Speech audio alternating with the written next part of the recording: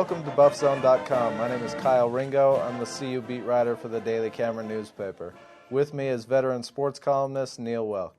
And one thing I can guarantee you today, folks, is that neither one of us will be the starting quarterback for the Buffaloes this weekend against Arizona State. Kyle, who is the starting quarterback for the Buffaloes? Neil, Coach Dan Hawkins says it's going to be Bernard Jackson from this point out until Bernard proves he's not the man for the job.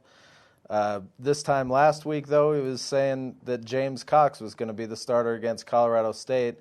Then he sprung the Bernard Jackson surprise on everybody by sending Bernard out to start the game. Bernard drove the team down the field for an opening touchdown, but didn't have much success from that point on.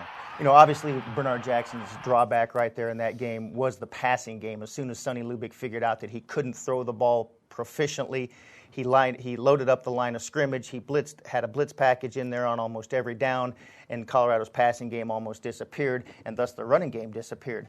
Kyle, can they make Bernard Jackson a proficient passer in the span of a week? I don't think they can do it in a week. I think they can do it over the course of a season, and I think that could bode well for next year. But in the span of a week, it's a pretty tall order. They're working with Bernard on everything from his mechanics to the right reads to, knowing what plays he's supposed to go where with the ball. And put in 8 or 10, 15 good passing plays that will at least keep the defense honest. My belief is that they will improve the running game too, because the running game really struggled last week against Colorado State.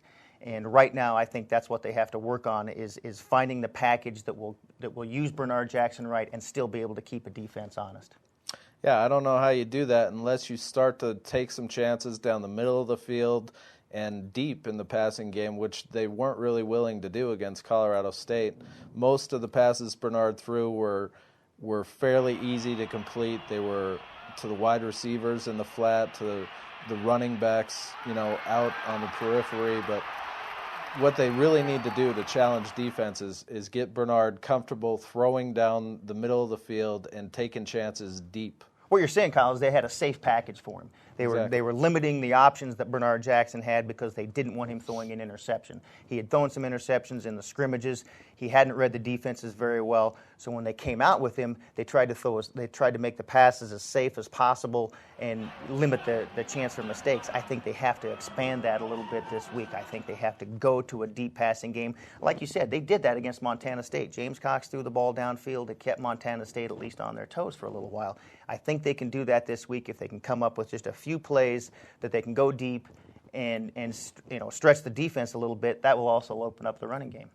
The positive side of having Bernard back there at quarterback is that they have something that they haven't had in a long time here, and that's somebody who is very, very good at running the football, Neil. He's an extremely mobile kid, and he's got great instincts when he's running the football. And you saw that in the first drive last weekend. Now, if they can continue that next week against Arizona State, I think the offense will take another step forward. I know it's hard for people to measure the progress of this team in little steps, but I think that's what they're going to have to look for. Yeah, I think Bernard's only going to get better as time goes on. And we'll see about that next week. Thanks for joining us on Buffzone.